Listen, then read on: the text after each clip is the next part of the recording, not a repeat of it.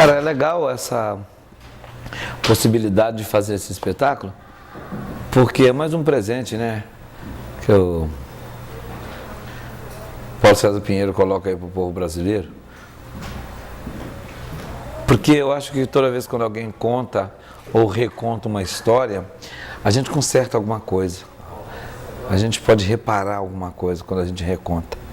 E a história do Brasil ela tinha que ser recontada, porque há que se reparar muita coisa, e até no que tange a condições do povo negro no Brasil, a história do negro no Brasil, que dela é tirada as glórias, né?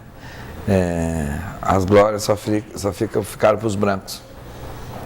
Então, quando a gente ganha esse presente do Paulinho, que é o Galanga, Chico Rei, essas músicas, esse texto tão bonito, a gente fica feliz. E quando a gente vai para o palco, colocar ele do jeito que a gente colocou, com toda a simplicidade possível, que é difícil se trabalhar com simples, dá na gente a vontade até de continuar no palco, porque a gente não tem muita necessidade de ter coisas. Basta você contar o caso, contar a história desse herói negro, que a história não falou dele, né? Ou se falou tão en passant, ou de passagem, que ficou efêmero. Uma fala efêmera que sumiu no tempo. E nós estamos falando de um grande personagem da história do Brasil, que às vezes beiram a ficção, mas qual desses brancos aí não é a ficção? Qual desses brancos aí não foram invenção? Essas verdades, né? Então, quando a gente fala de Galanga, o Chico Rei, a gente fala com orgulho mesmo, que é um herói brasileiro, autêntico herói brasileiro, de Minas Gerais.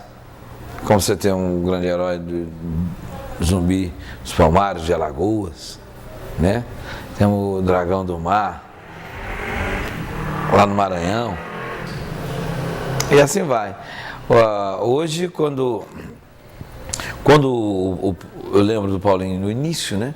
A gente ainda estava fazendo besouro, cordão de ouro, porque na verdade o Galanga vem exatamente desse anti-herói também, que é o besouro, que esse camarada e a ficção, assim, essas coisas, como é o besouro, como eu trabalhei com ele junto com o João também no besouro, naquela época ele já falou dessa possibilidade e criou esse espetáculo. Ele criou até, pôs um personagem Tizumba no espetáculo, pôs um personagem de nome Tizumba. Na época fiquei até meio, poxa, um personagem com meu nome e tal, achei meio estranho aquilo assim, mas como depois que o autor escreveu, tem coisas que não adianta você convencer, você não vai convencer ele de tirar o nome Tizumba e pôr Jerônimo, porque não vai trocar mesmo, porque ele já escreveu. Então, com o passar do tempo, eu fui aceitando essa possibilidade e na batuta desse espetáculo, eu já tinha escolhido o João para dirigir o espetáculo. O João, como sempre, é um diretor criativo, que sabe trabalhar com elenco grande dentro das diversidades que tem o grupo. Eu, por exemplo, sempre tive meu ponto fraco para mexer com teatro é exatamente o texto, porque eu não tenho cabeça para decorar texto, não tenho. O texto que entra, sai, não é agora não, sempre foi assim. E como ele falou comigo que de repente o texto ia ficar praticamente todo comigo, eu fiquei surpreso, porque eu achava que seria até dividido.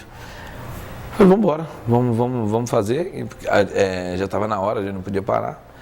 Assumi com eles essa empreitada e peguei o texto e E sob a batuta dele, a gente conseguiu desenhar um espetáculo com cenas enfileiradas de maneira agradável aos olhos de quem vê e de quem faz. Por que eu falo de maneira agradável? É porque o que se vê não é nada mirabolante, é coisa que é partindo da simplicidade. E agradável é porque é bom, agradável de fazer, porque é bom fazer. É bom estar ali tocando e cantando aquelas músicas do Paulinho e da forma que a Titânio preparou a gente para poder tocar e cantar. Esse é mais um musical brasileiro, falando do povo negro do Brasil, especificamente do povo negro vivendo em Minas Gerais, que dá origem a essa manifestação tão bonita que é a manifestação do Congado, que também que conta a história das Irmandades, né? E para mim, quando você fala das Irmandades, foi a primeira resistência do povo negro brasileiro, para mim vem através das Irmandades, né? Para mim foi o primeiro movimento negro unificado, para mim vem dos congadeiros, assim, dessas Irmandades já unindo para buscar a libertação, para buscar uma condição melhor de vida para aquele povo do continente negro, vivendo no Brasil. E é legal a gente poder falar o tempo todo da nossa cultura, né? Eu poderia hoje estar fazendo um Shakespeare, poderia pegar um papel de Otelo, poderia fazer um Cervantes, um Sancho Panza, poderia fazer um Molière, o Avarento. Tudo isso a gente pode fazer e transformar na nossa forma brasileira de fazer teatro e criar heróis, né? Você pode criar um herói Avarento, você pode criar você pode ir criando esses heróis aí. Mas aí a gente quer contar a história do povo brasileiro.